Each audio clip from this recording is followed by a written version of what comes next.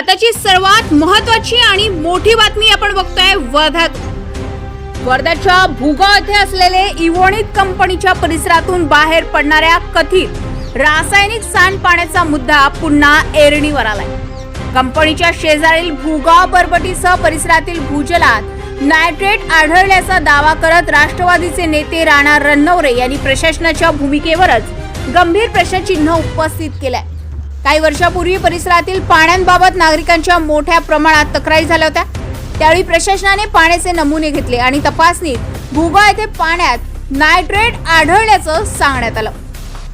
मात्र या नायट्रेटचा नेमका स्रोत काय, तो कंपनीच्या सांडपाण्याशी संबंधित आहे का, याची पारदर्शक आणि शास्त्रीय पद्धतीने चौकशी झाली का, हा प्रश्न मात्र आता उपस्थित होत आहे।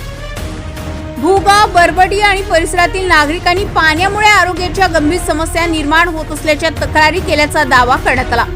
मात्र नायट्रेट युक्त पाणी आणि कॅन्सर सारख्या आजारांमध्ये थेट संबंध असल्याचं या प्रकरणात सिद्ध झालेलं आहे असा निष्कर्ष काढता येत नाही। त्यामुळे याबाबत वैद्यकीय आणि वैज्ञानिक तपासणी होणं गरजेचं आहे। दरम्यान कंपनी परिसरातून नाल्यात सोडले जाणारे तपकिरी केशरी रंगाचे पाणी पुन्हा चर्चेत आले। हे पाणी प्रक्रिया न करता जमिनीत किंवा परिसरातील जलस्रोतांमध्ये जात असल्याचा गंभीर आरोप राणा रणनवरे यांनी केला। विशेष म्हणजे कंपनी परिसरात खोल बोर करून रासायनिक पाणी जमिनीत मुरवले जात असल्याचा दावा त्यांनी केला।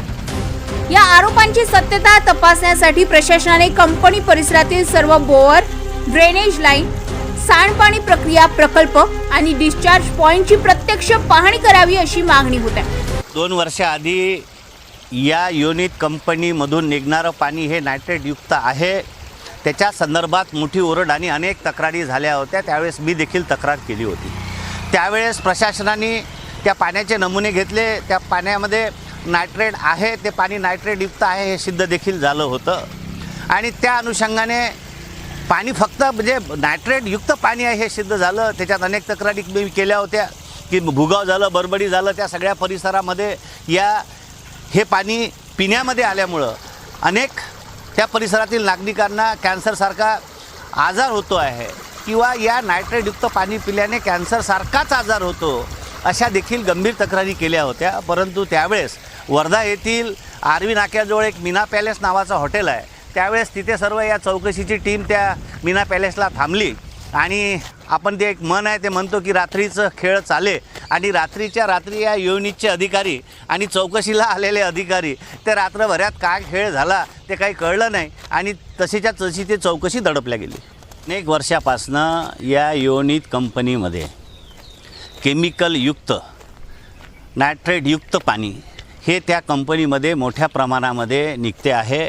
हे पाणी खऱ्या अर्थानं प्रदूषण नियामक मंडळ किंवा प्रशासन, राज्य आणि केंद्र सरकारच्या ज्या काही गाईडलाईन आहे, खऱ्या अर्थानं हे नायट्रेटयुक्त पाणी, रासायनिकयुक्त पाणी याच्यावर प्रक्रिया करून हे पाणी पिण्यायोग्य करून, हे पाणी शुद्ध करून हे पाणी जमिनीमध्ये पुरवलं गेलं पाहिजे किंवा नाल्याला सोडलं गेलं पाहिजे।